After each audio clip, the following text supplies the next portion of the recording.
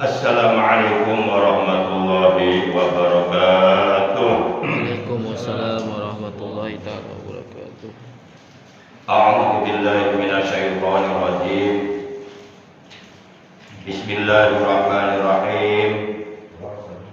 Innal hamdalillah nahmaduhu wa nasta'inuhu wa nastaghfiruh wa na'udzu billahi min syururi anfusina wa min sayyiati a'malina.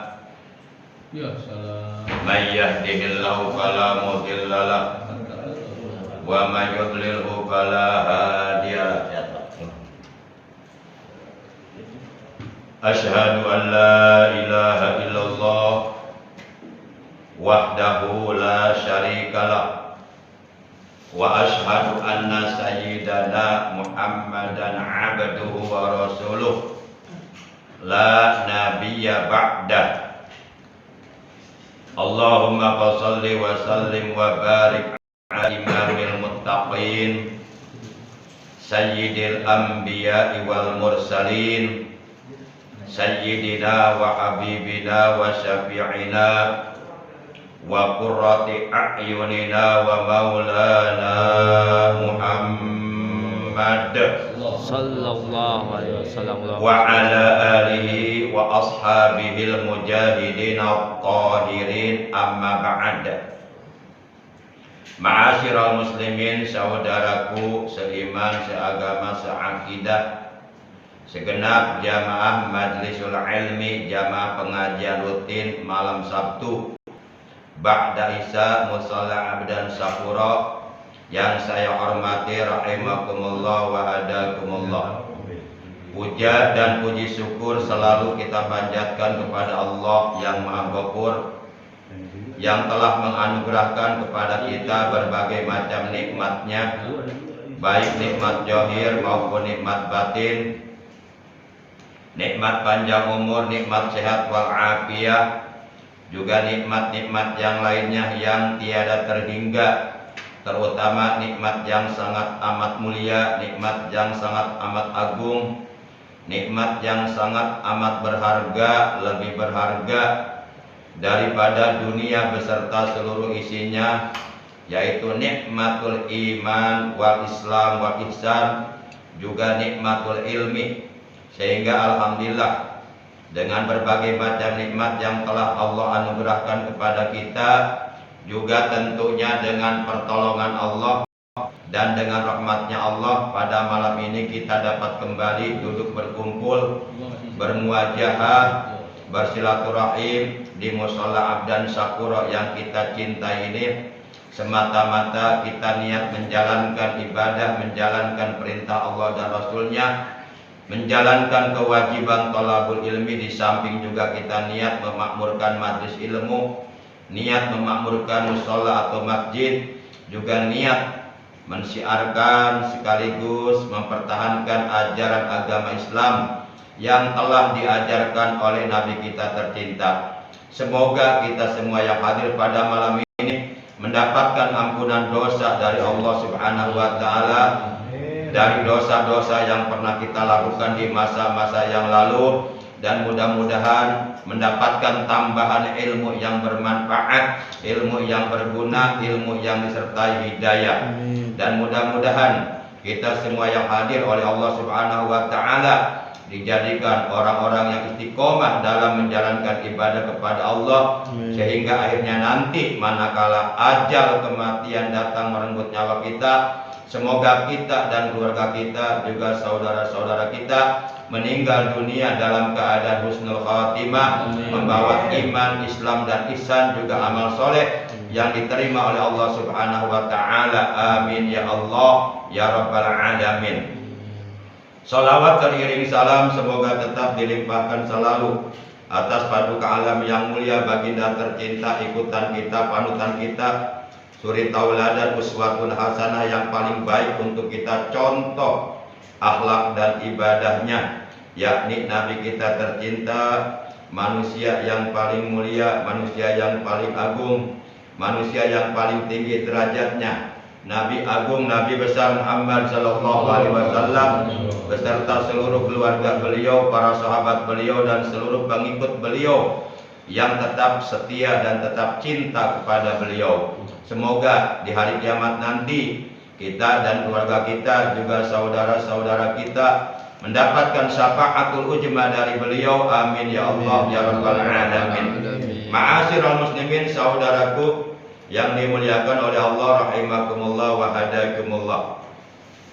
Sebagaimana biasa, mari kita awali pengajian rutin kita pada malam ini dengan pembacaan Ummul Kitab Suratul Fatihah dan dengan pembacaan sholawat atas kekasihnya Allah, yang pahalanya dari kedua bacaan tersebut kita hadiahkan untuk seluruh ahli kubur keluarga kita yang telah mendahului kita, yaitu para sesepuh, orang tua kita, paman bibi kita, kakak adik kita, saudara-saudara kita, anak-anak kita, cucu-cucu kita, dan guru-guru kita. Semoga mereka semua selama berada di alam kubur senantiasa mendapatkan limpahan curah rahmat dari Allah Subhanahu wa taala, berada dalam maghfirahnya Allah, berada dalam ridhonya Allah. Alam kuburnya semoga oleh Allah dilapangkan, diluaskan, diterangkan, dijadikan raudhah min riyadhil jinan, taman daripada taman-taman surga. Dan sekaligus semoga dengan barokah dan selawat apabila ada di antara anggota keluarga kita ataupun saudara kita seagama yang saat ini sedang dalam keadaan sakit, semoga oleh Allah lekas disembuhkan dari sakitnya dan diberikan kesehatan yang barokah, yaitu kesehatan yang selalu digunakannya untuk beribadah, untuk beramal soleh, untuk berbuat baik. Betilkan niyatil Fatihah. A'udzu billahi minasy syaithanir rajim. Bismillahirrahmanirrahim. Alhamdulillahi rabbil alamin. Ar-Rahmanir Rahim. Malik yaumiddin. Iyyaka na'budu wa iyyaka nasta'in. Ihdinas siratal mustaqim. Siratal ladzina an'amta 'alaihim ghairil maghdubi 'alaihim waladdallin. Rabbighfir lana. Amin. Ya Rabbi bil Mustafa balik maqasidana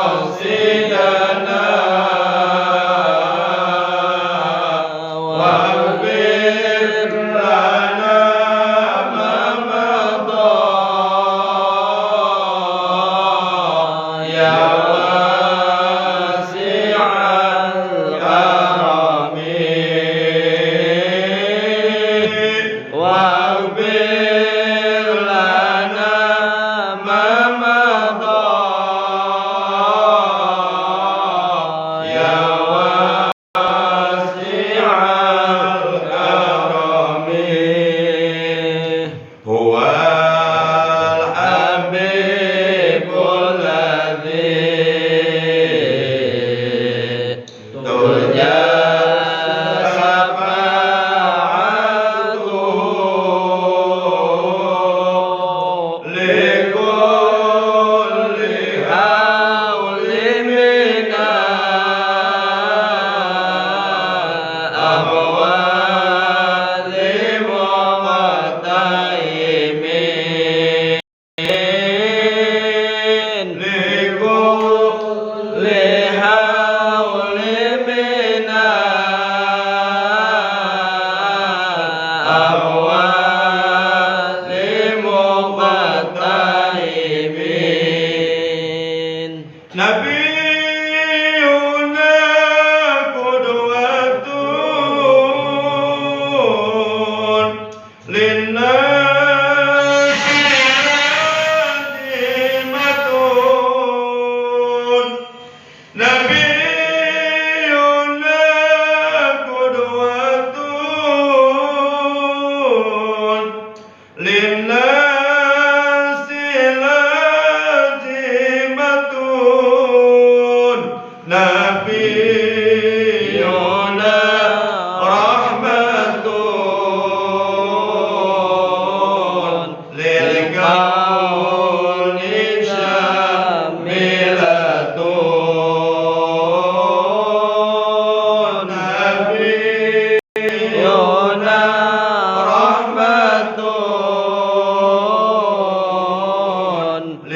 kaunina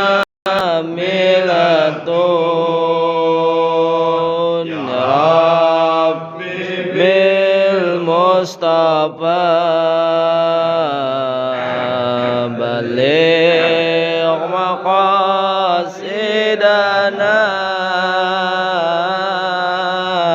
Ighfir lana ma madha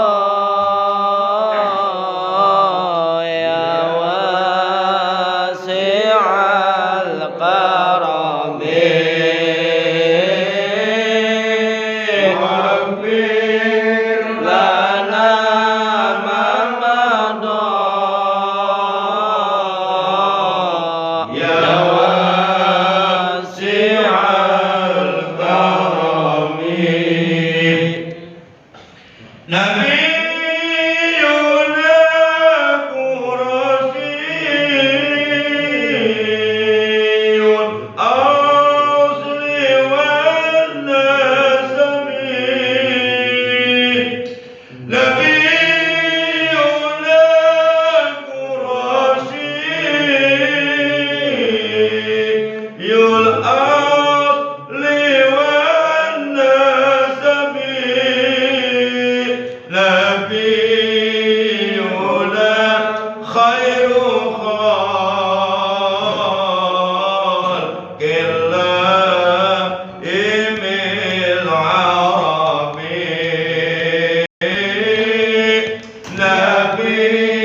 نبينا خير خلق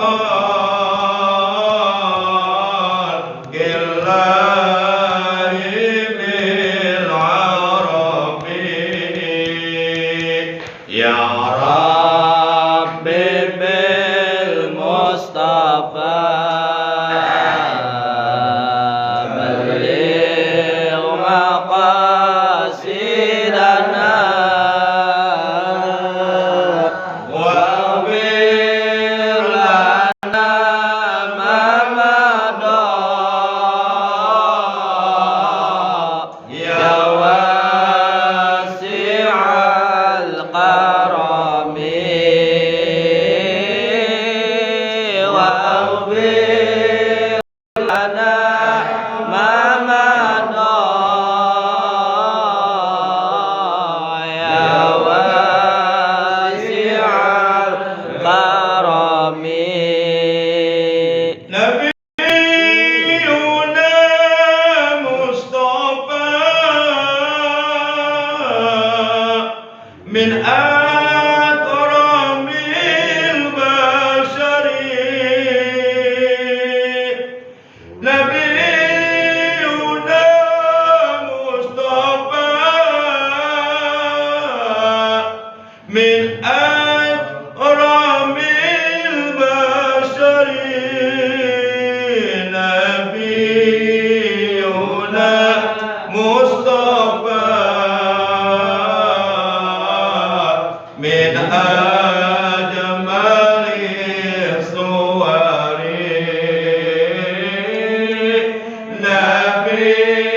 نبينا مصطفى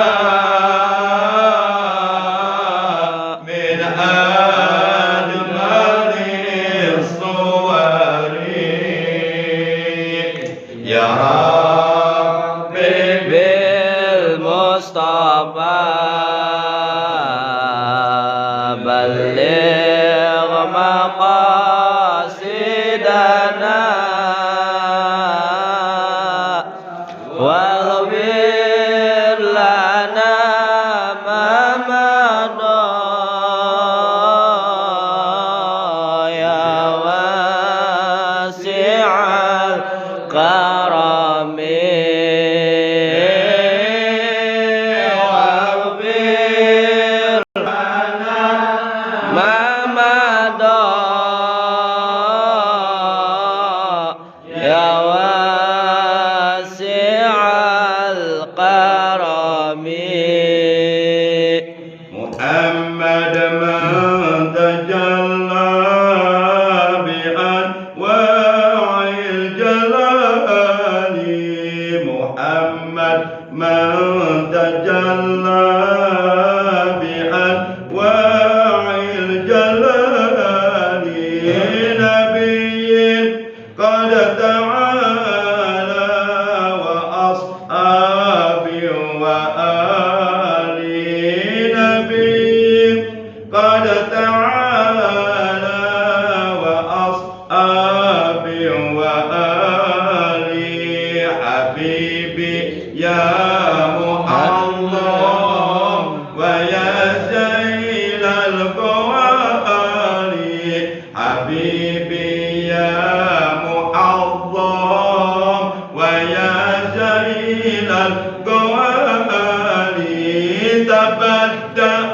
يا حبيبي ويا نور المقالب تبدى يا حبيبي ويا نور المقالب يا حبيب يا حبيب يا رسول الله يا رسول الله يا حبيبي يا محمد يا ابن عبد الله الأوحاد يا حبيبي يا محمد يا ابن عبد الله الأوحاد المدد يا عيد الوشي المدد يا أبي والجاد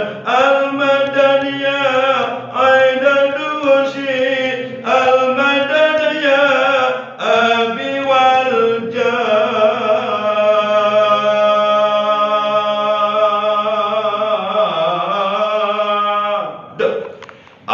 الصلاة على النبي والسلام على الرسول الشفيع الأفضل ومحمد عربي الصلاة على النبي والسلام على الرسول الشفيع الأفضل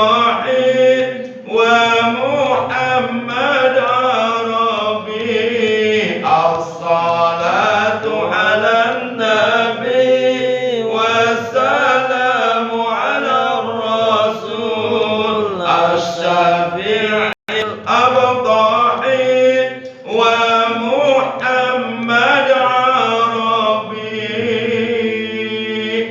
الله يا الله يا الله يا رب وفقنا لما ترضاه الله يا الله يا الله يا رب وفقنا لما ترضاه الله يا الله يا الله يا رب وفقنا لما ترضاه الله يا الله يا الله يا رب وفقنا لما ترضاه الله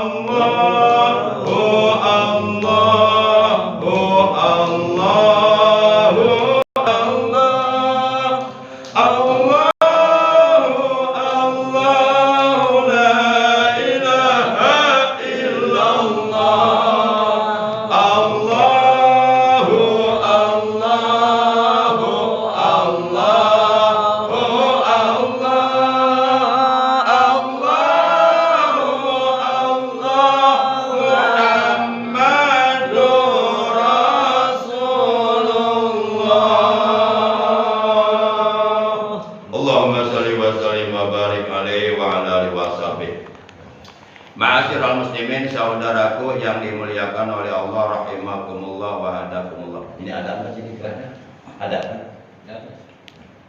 Enggak ada. Hah? Enggak ada orang tadi. Corona. Ya udah, kalau ada maksudnya masa nggak dipegang terus. Iya, enggak ada. Pegawai. Enggak masuk.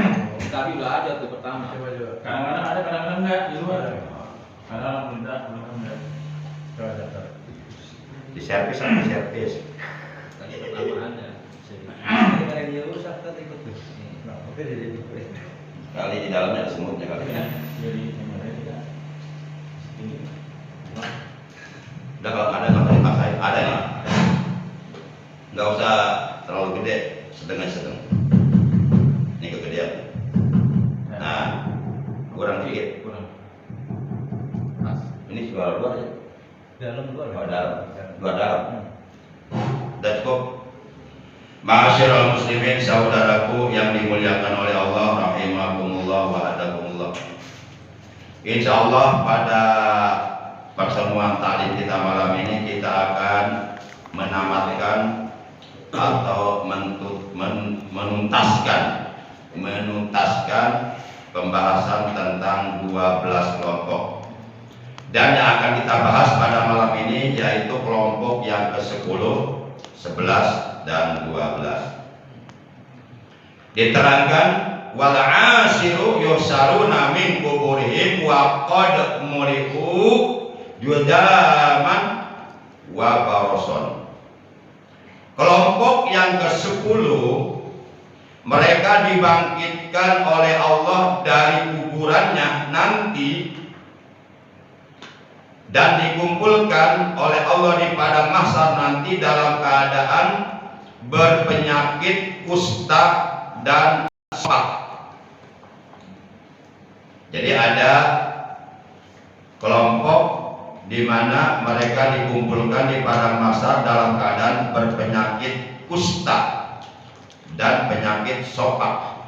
Kalau zaman sekarang kusta seperti apa ya? Penyakit kusta semacam loreng atau gimana? Borokan itu ya, penuh borok itu ya. Jadi badannya penuh borok semua. Boroknya bukan borok biasa, borok parah itu. Yang keluar darah itu nanah. Jadi kalau digaruk malah tambah parah gitu. Kalau bahasa Jermannya ambecen. Itu bahasa Jerman, bahasa Beduk kita ambecen. Beduk kali itu bukan Jerman, ambecen. Jadi kalau digaruk malah ambecen, malah tambah parah, malah semakin gatal. Kalau sopak itu semacam belang-belang gitu ya. Siapakah mereka itu dan apa dosanya? Kata Nabi, mereka adalah alladzina aqul walidain. Mereka adalah orang-orang yang berbuat durhaka kepada kedua orang tuanya. Jadi siapapun anak yang berbuat durhaka, yang menyakiti hati kedua orang tuanya, kelak kata Nabi, yuhsaruna min kuburihim, mereka di hari kiamat, pada hari dibangkitkannya, dihidupkannya kembali umat manusia dari kuburannya masing-masing, mereka oleh Allah akan dibangkitkan dari kuburannya, wa qad muri'u judaman wa baroson. Jadi badannya penuh dengan penyakit kusta dan penyakit baros atau penyakit sopak. Ma'asyiral muslimin, saudaraku yang dimuliakan oleh Allah Subhanahu wa taala. Maka oleh karenanya ajaran agama Islam yang dibawa oleh Nabi kita tercinta, Nabi agung, Nabi besar Muhammad sallallahu alaihi wasallam, ajaran agama Islam yang bersumber dari Allah yang Maha Suci. Ajaran agama Islam mengajarkan kepada seluruh umat Islam agar hendaknya mereka berbuat baik kepada kedua orang tuanya, agar hendaknya mereka berbakti kepada kedua orang tuanya. Wajib hukumnya bagi setiap anak untuk berbuat baik, untuk berbakti kepada kedua orang tuanya, dan haram hukumnya, termasuk dosa besar adalah berbuat durhaka kepada kedua orang tua atau kepada salah satu dari keduanya. Saking pentingnya anak berbuat baik, anak berbakti kepada kedua orang tuanya, sampai-sampai dalam Al-Quran yang merupakan kitab suci umat Islam, yang merupakan pedoman hidup bagi umat Islam, dalam Al-Quran sampai-sampai perintah menyembah kepada Allah disandingkan, digandengkan dengan perintah berbuat baik kepada kedua orang tua. Hal ini menunjukkan betapa alangkah mulianya, betapa alangkah agungnya derajat kedudukan orang tua bagi anak-anaknya. Dalam Al-Quran Allah Subhanahu wa Ta'ala telah berfirman, wa'budullaha wa la tusyriku bihi syai'aw wa bil walidaini ihsana. Al-Quran surah yang keempat, yaitu surah An-Nisa juz yang kelima ayat 36. Jadi dalam Al-Quran surah yang keempat, yaitu surah An-Nisa juz yang kelima ayat 36, Allah memerintahkan kepada seluruh orang-orang yang beriman agar menyembah hanya kepada Allah, agar beribadah hanya kepada Allah, karena tidak ada Tuhan yang berhak disembah, yang berhak diibadahi kecuali Allah, dan agar hendaknya orang-orang beriman tidak mempersekutukan Allah, tidak mempersekutukan sesuatu kepada Allah, dan agar hendaknya orang-orang yang beriman berbuat baik atau berbakti kepada kedua orang tuanya. Coba kita perhatikan, dalam ayat ini ada dua perintah, dan satu larangan. Di mana dua perintah ini, perintah yang pertama dan perintah yang kedua diseling dengan satu larangan. Perintah yang pertama, wa'budullaha. Ini wawunya wawu atop. Kemudian ubudu ini fi'il amal, menunjukkan perintah, di mana lafaz ubudu ini di ujung kalimatnya terdapat wawul jam'i, wawu jamak, wawu yang menunjukkan banyak. Jadi dalam kalimat ubudu ini menyimpan domir yang dilalahnya jamak muzakkar muhotob, yaitu antum. Antum ini isim domir yang dilalahnya jamak muzakkar muhotob. Jamak artinya menunjukkan banyak, muzakkar artinya laki-laki, muhotob jadi orangnya hadir, ada di depan kita. Jadi ubudu, sembahlah oleh kalian semuanya Allah. Ini lafaz Allah, kedudukan kalimatnya jadi maf'ul bih.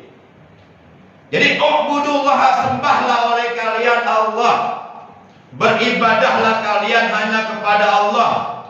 Janganlah sekali-kali kalian menyembah selain kepada Allah. Karena orang yang menyembah selain kepada Allah itu oleh Allah dikatakan mereka adalah orang-orang musyrik, orang-orang yang menyekutukan Allah.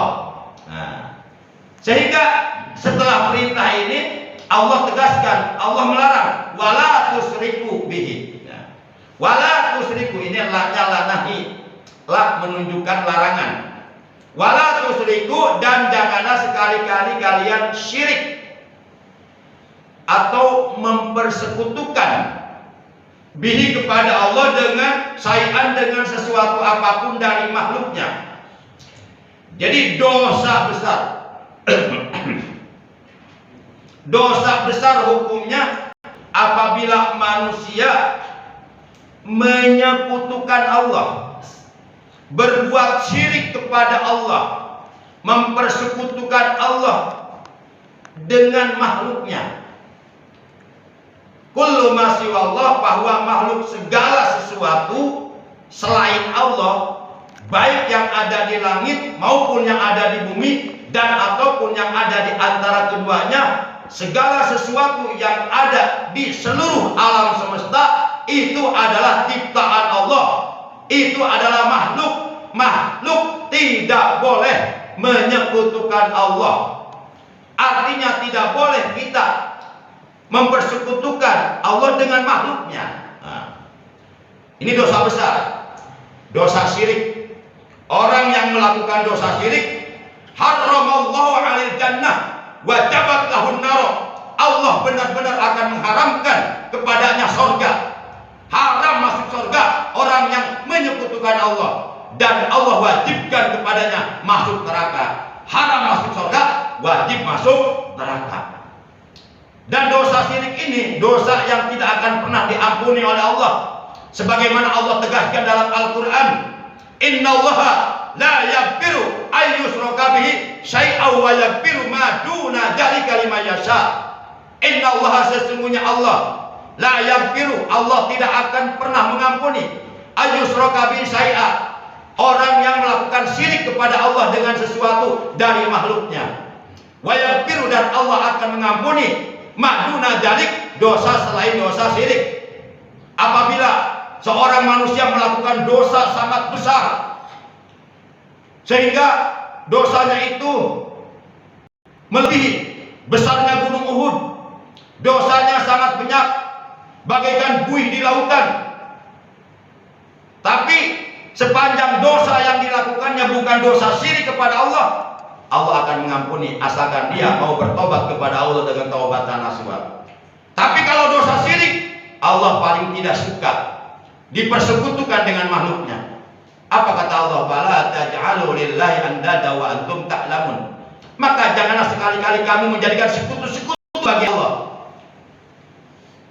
Wa antum ta'lamun, sedangkan kamu mengetahui bahwa menyekutukan Allah adalah merupakan perbuatan dosa besar yang paling dimurkai oleh Allah. Termasuk kategori dosa syirik adalah mengatakan Al-Masih putra Allah. Nah itu. Para jamaah yang dimuliakan oleh Allah Subhanahu wa taala. Kok pelan-pelan ngomong.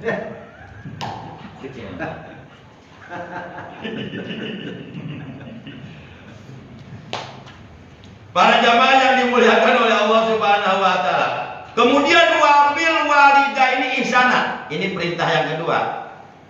Setelah Allah melarang kepada kita melakukan dosa syirik kepada Allah, maka perintah yang kedua, wabil walidaini ihsana, dan hendaklah berbuat baik, berbakti kepada kedua orang tua. Jelas dalam ayat ini perintah menyembah kepada Allah disandingkan, diiringi dengan perintah berbuat baik kepada kedua orang tua. Maknanya apa? Maknanya walaupun kita rajin menyembah Allah, walaupun kita rajin beribadah kepada Allah, rajin sholat, bahkan tiap malam tahajud nggak pernah luput, Senin Kemis puasa nggak pernah tinggal, bahkan tiap tahun ibadah haji, bahkan setiap hari bisa membaca Quran 5 juz. Walaupun kita hebat ibadah kita kepada Allah, tapi kalau kita berbuat durhaka kepada kedua orang tua, maka seluruh kebaikan, seluruh amal soleh, seluruh amal ibadah yang telah kita kerjakan nol, sia-sia di hadapan Allah, tidak akan diterima oleh Allah, dan dia akan dimasukkan ke dalam neraka. Ini maknanya. Makna Allah memerintahkan kepada kita untuk menyembah Allah, di mana perintah menyembah Allah diiringi dengan perintah berbuat baik kepada orang tua. Itu maknanya artinya kita ibadah sia-sia kalau kita berbuat durhaka kepada orang tua. Kalau istilah orang Sunda, sanajang sholat nak rajin, tapi katarang dekok dipakai sujud, tapi lamun durhaka kakolot haram masuk surga, wajib masuk neraka. Nauzubillah min dzalik. Apalagi ibu yang melahirkan kita. Ibu kaulah wanita yang mulia, derajatmu 3 tingkat dibanding ayahku. Kata Nabi, umuka baru abuka. Ibumu baru bapakmu. Dalam hadis diterangkan, ibu itu pintu pertama surga, bapak pintu tengahnya. Jadi kalau kita ingin masuk surga, di samping kita beribadah kepada Allah, juga berbakti kepada kedua orang tua. Lihat Uwais Al-Qarni, hidup di zaman Rasul tapi nggak pernah ketemu dengan Rasul. Tapi Rasulullah berpesan kepada Abu Bakar dan Umar agar menemui Uwais Al-Qarni dan minta doa kepadanya. Ternyata keistimewaan Uwais Al-Qarni adalah berbakti kepada orang tua. Sampai-sampai Abu Bakar Umar diperintahkan Rasul untuk minta doa kepada Uwais Al-Qarni. Itu artinya Rasul mengatakan bahwa Uwais Al-Qarni doanya diijabah karena berkahnya berbakti kepada orang tua. Dua. Para jamaah yang dimuliakan oleh Allah Subhanahu wa taala. Jadi ibumu, bapakmu. Your mother, your mother, your mother, your father. Your mother, your mother, your mother, your father. Ibumu, bapakmu. Ibu kalah wanita yang mulia, derajatmu 3 tingkat dibanding ayah. Kau mengandung, melahirkan, mengandung lagi, melahirkan lagi, mengandung lagi, melahirkan lagi. Katanya melahirkan sakit, tapi hamil lagi. Habis bercanda melulu sama bapaknya. Enggak sengaja, makanya jangan suka bercanda. Allahu Akbar. Saudaraku yang dimuliakan oleh Allah Subhanahu wa taala. Jadi dalam ayat ini surah 4 An-Nisa juz 5 ayat 36, Allah Subhanahu wa taala berfirman, "Wa'budullaha." Sembahlah oleh kalian Allah. Jangan sekali-kali kalian menyembah selain kepada Allah. Karena orang yang menyembah selain kepada Allah adalah orang yang berbuat syirik kepada Allah, menyekutukan Allah. Wala tusyriku bihi, dan janganlah sekali-kali kalian melakukan perbuatan syirik kepada Allah syai'an dengan sesuatu apapun dari makhluknya. Wabil walidaini, dan kepada kedua orang tua ihsana, hendaklah kalian berbuat baik. Menurut keterangan di dalam kitab Irsyadul Ibad, kategori orang tua yang wajib kita hormati, yang wajib kita muliakan, yang wajib kita berbakti kepada mereka, kategori orang tua itu ada 4 golongan. Di mana yang 4 golongan ini mereka mempunyai hak yang sama untuk kita hormati, untuk kita junjung tinggi, untuk kita muliakan, untuk kita bersikap sopan santun kepada mereka, untuk kita berbuat baik, berbakti kepada mereka. Ini yang 4 golongan mempunyai hak yang sama. Dan apabila kita berbuat durhaka kepada 4 golongan ini, kita dosa hukumnya. Yang pertama, ayah dan ibu kandung. Itu orang tua kita. Dari jihad nasab, darah daging, ayah dan ibu kandung.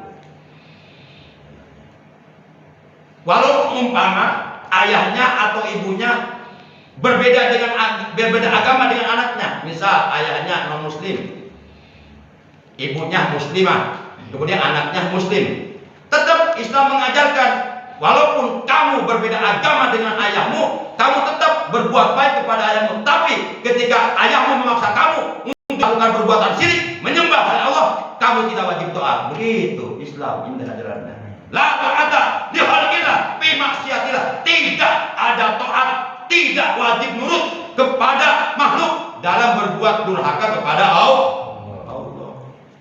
Kan ada ayatnya. Tetap kita berbuat baik, sopan. Tapi kita jangan mau ketika kita diperintahkan untuk menyekutukan Allah, enggak wajib taat. Ada batasnya. Ya masa orang tua nyuruh zina kita mau aja, itu nggak benar. Zina kan dilarang oleh Allah. Itu baru zina, apalagi menyekutukan Allah. Menyekutukan Allah itu dosanya lebih besar daripada dosa zina. Zina aja udah besar dosanya, apalagi menyekutukan Allah.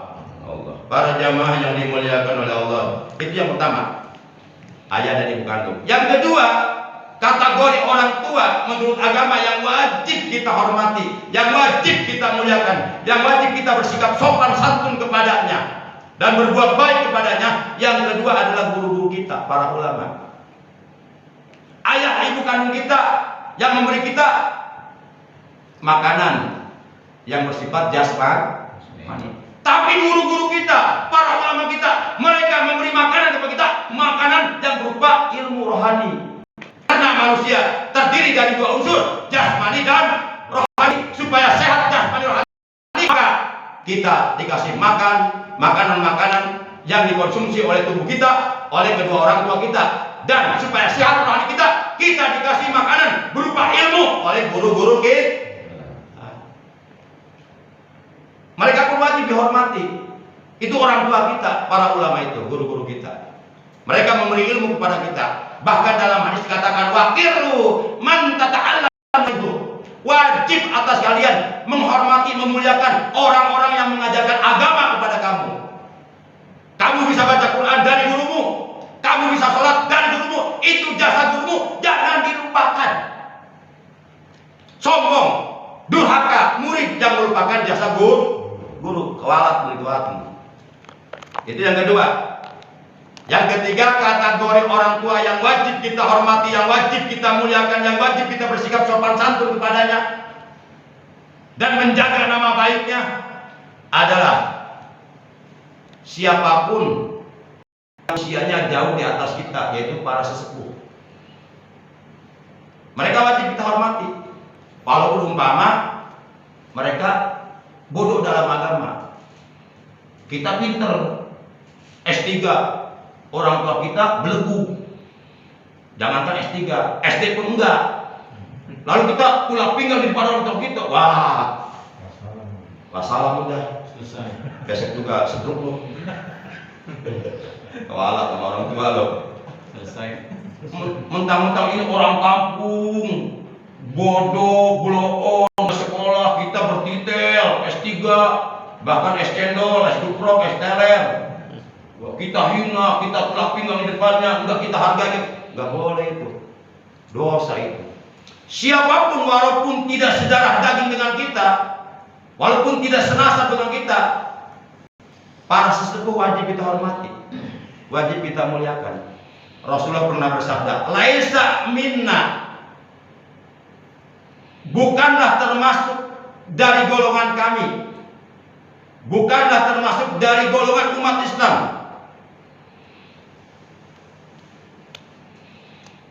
orang yang tidak menghormati, yang tidak memuliakan kepada yang lebih tua. Ihtaramnya. Jadi malam yahtarim kabirona. Orang yang tidak menghormati, orang yang tidak memuliakan kabirona kepada yang lebih tua dari kita.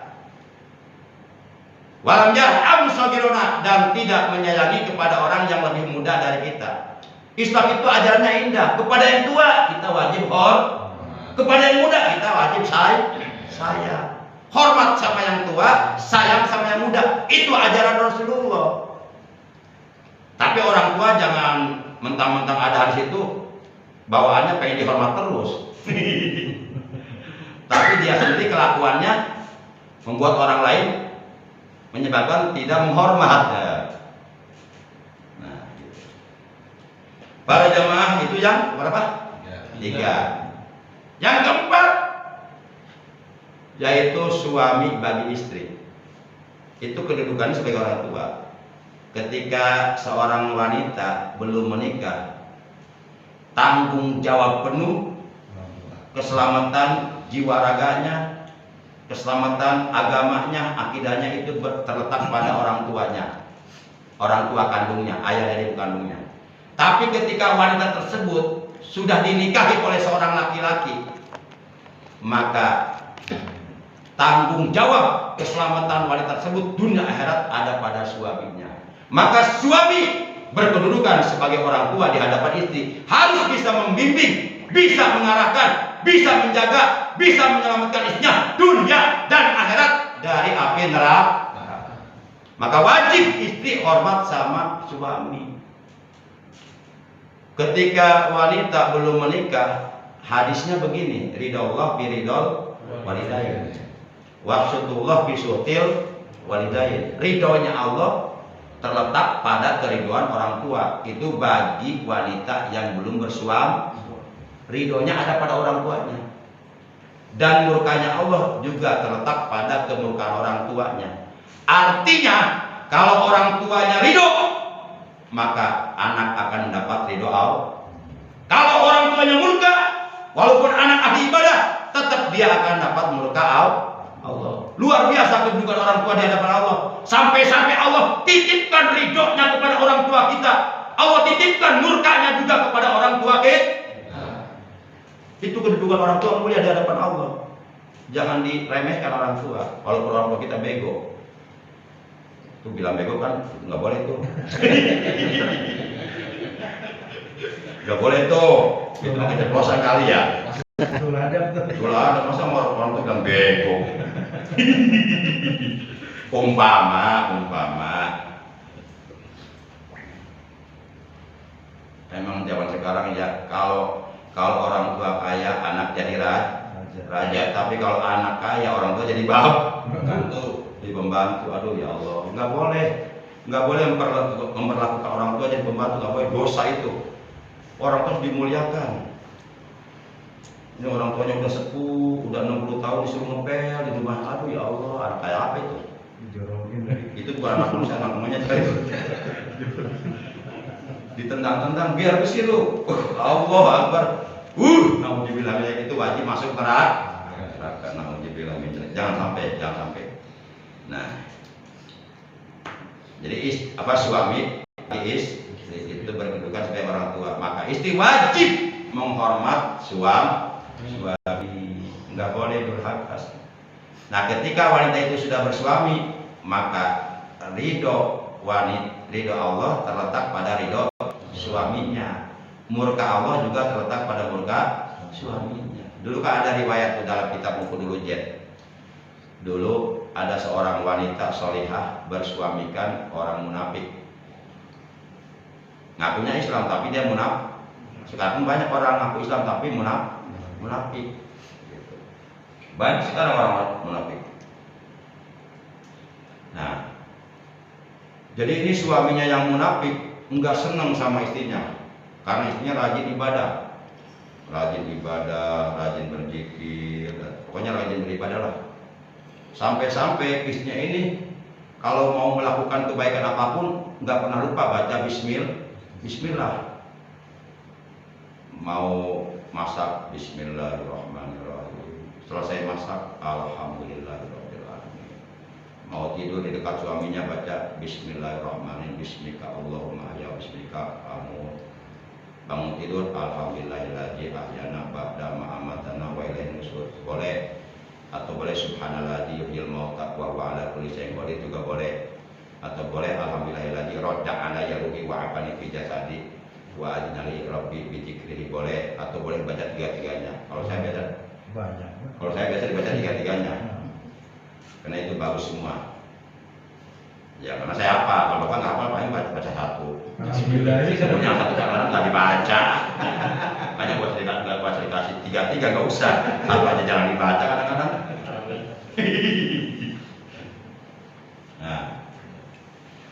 Nah, jadi suaminya yang munafik ini kesel lah. Lihat tingkah laku, kelakuan istrinya, apapun selalu bismillah. Akhirnya suaminya punya niat jelek dalam hatinya. Nah, pada suatu hari suaminya bilang, kalau bahasa kita, Neng, nih abang titip uang 5 juta, simpen yang rapi, taruh yang rapi, jangan sampai hilang. Pokoknya satu saat abang naik itu uang harus ada, nggak boleh hilang. Siap bang. Begitu uang mau diserahkan sama istrinya mau menerima, bismillahirrahmanirrahim. Gedeg itu suaminya. Bismillah lagi. Ya bang, siap bang. Saya mau naruh uang dulu bang ya. Itu mau jalan, bismillahirrahmanirrahim. Bismillah. Mau buka itu lemari, mau kunci pintu lemari, mau buka kuncinya, bismillahirrahmanirrahim. Tak. Mau narik, bismillah. Diperhatiin sama suaminya. Mau naruh, bismillahirrahmanirrahim. Mau tutup, bismillahirrahmanirrahim. Nah, suaminya liatin tuh. Oh, tahu di sini begitu. Nah, ketika istrinya sibuk di dapur masak malam hari, ketika istrinya sibuk di dapur masak, nah suaminya masuk. Ya. Tapi di hari yang lain masuk, diambil kuncinya karena dia tahu naruh kuncinya. Diambil, dia buka, dia ambil uangnya. Terus dia tutup lagi pintu lemarinya. Uangnya dibuang sama dia ke sumur. Dibuang. sama suaminya ke sumur.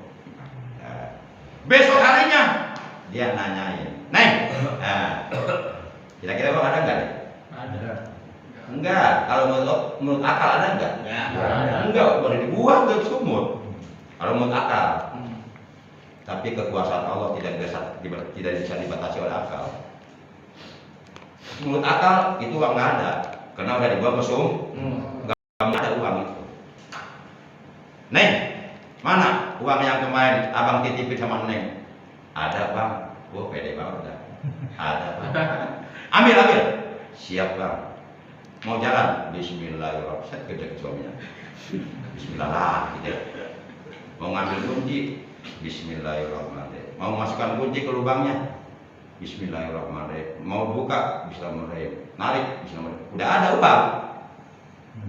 Masuk akal nggak? Nggak masuk akal. Tapi Allah Maha Kuasa. Allah perintahkan malaikat secepatnya untuk mengambil uang dalam sumur. Nabi tahu situ.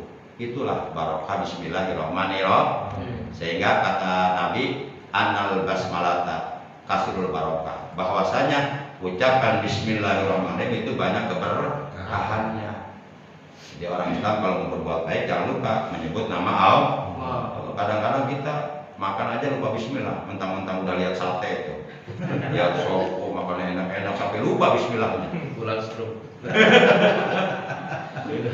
Itulah manusia. Kalau dikasih sakit baru ingat Allah. Allah. Kata malaikat tuh kemarin makan sate lupa sama Allah.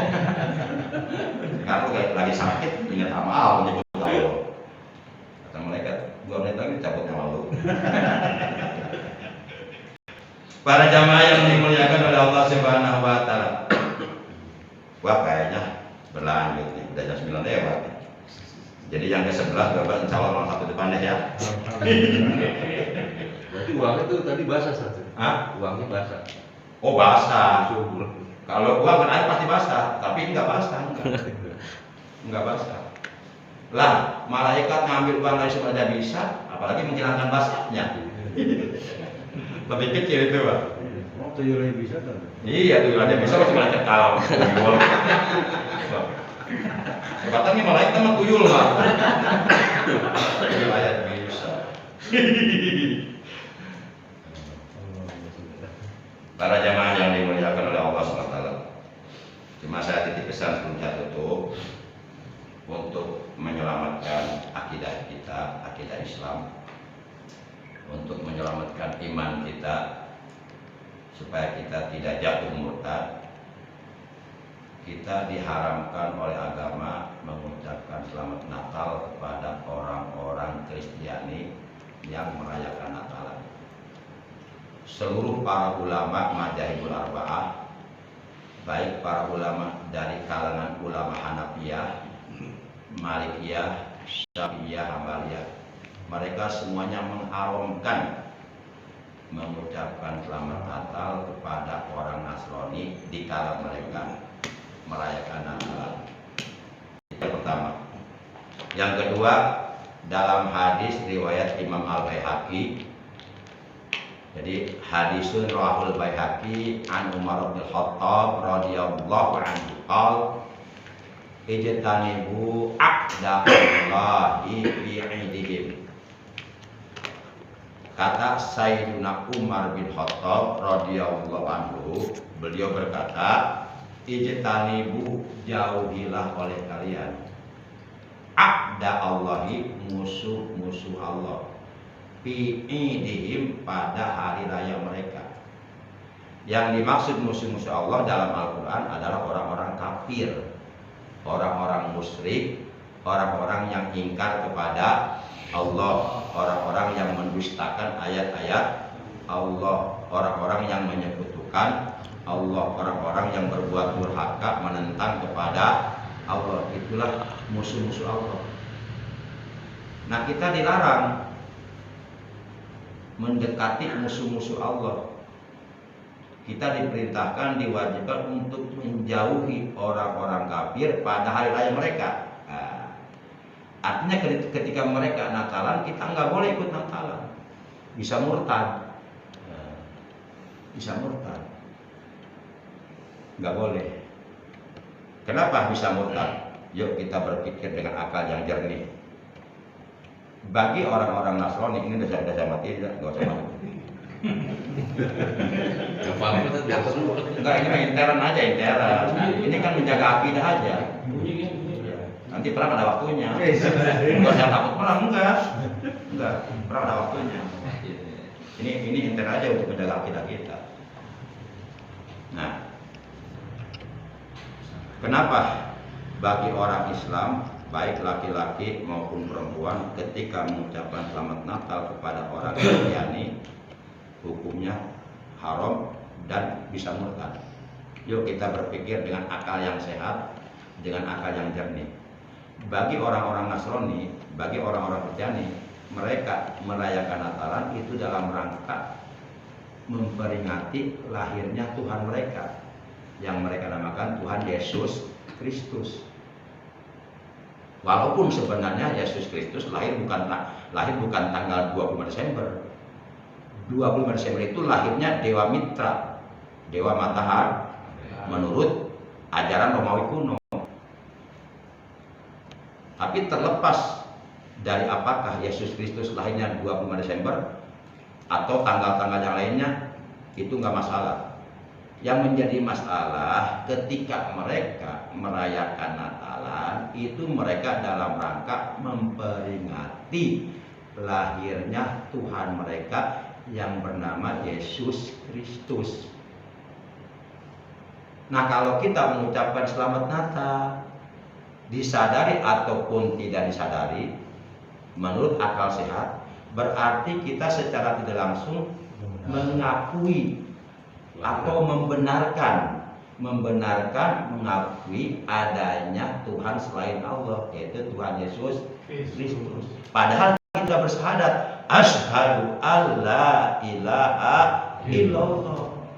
Aku bersaksi bahwa tidak ada Tuhan selain Allah.